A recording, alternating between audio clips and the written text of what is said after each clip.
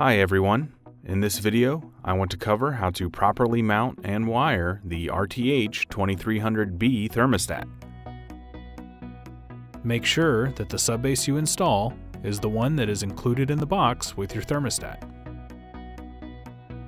When replacing or installing a thermostat, please make sure that your system is powered down for your safety.